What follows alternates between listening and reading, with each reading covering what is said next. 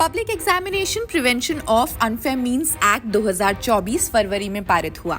नकल करने पर 3 से 5 साल की सजा और 10 लाख रुपए तक के जुर्माने का प्रावधान। पेपर लीक मामले में एग्जामिनेशन सर्विस प्रोवाइडर पर भी होगा एक्शन। वरिष्ठ अधिकारी की संलिप्तता पर 10 साल तक की जेल और 1 करोड़ रुपए तक का जुर्माना। यानी अगर एग्जामिनेशन अथॉरिटी संगठित अपराध में शामिल हुई तो उन्हें 5 से 10 साल तक की जेल हो सकती है और 1 करोड़ रुपए का जुर्माना भी निर्धारित है। लोक परीक्षा कानून 2024, जिसे public examination prevention of unfair means act 2024 भी कहा जाता है, फरवरी 2024 में पारित किया गया। इसकी मंजूरी राष्ट्रपति ने खुद दी। इस कानून का मुख्य उद्देश्य ये है कि सभी सार्वजनिक यानी कि पब्लिक एग्जामिनेशंस में अधिक पारदर्शिता लाई जाए और युवाओं को एग्जाम में गड़बड़ी से बचाया जाए।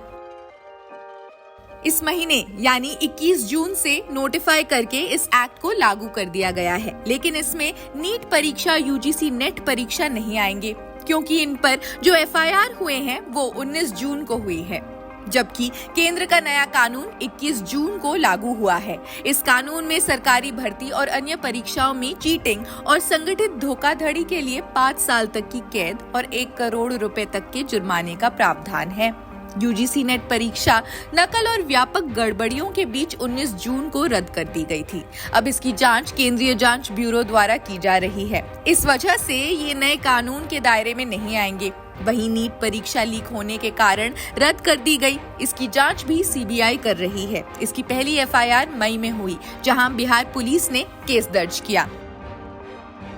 लिहाजा इन दोनों परीक्षाओं में अनियमितताओं और लीक से जुड़े नए कानून के तहत क्या प्रावधान आएंगे, ये अभी क्लियर नहीं है। लागू हुए अधिनियम के तहत पेपर लीक करने या आंसर शीट्स के साथ छेड़छाड़ करने का दोषी पाए जाने वाले किसी भी व्यक्ति या व्यक्तियों को न्यूनतम 3 साल की जेल की सजा मिलेगी।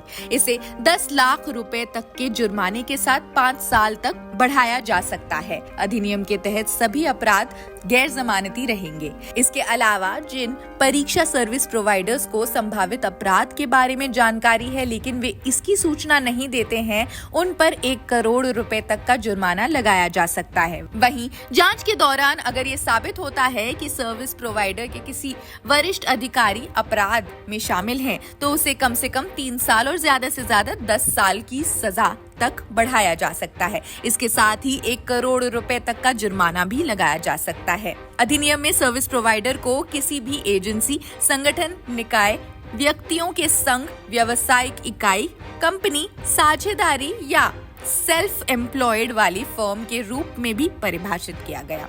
इसे सार्वजनिक परीक्षा के संचालन के लिए सार्वजनिक परीक्षा प्राधिकरण द्वारा नियुक्त किया गया होगा। कानून के अनुसार इस कानून के तहत अनुचित साधनों और अपराधों का सहारा लेने वाले किसी भी व्यक्ति या व्यक्तियों को 3 साल से कम नहीं बल्कि 5 साल तक की कैद और 10 लाख रुपए तक के जुर्माने से दंडित किया जाएगा। हालांकि ये जुर्माना बढ़कर 1 करोड़ रुपए तक भी हो सकता है।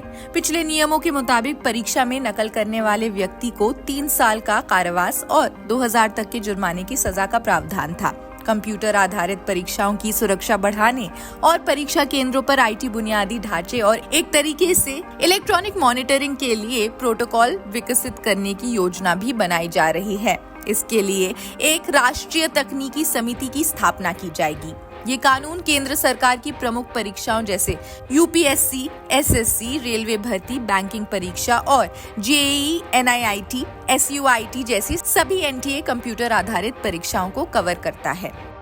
खैर, इस वीडियो में बस इतना ही। बाकी ऐसी और वीडियोस देखने के लिए भी जुड़े रहिए जनसत्ता के साथ। शुक्रिया।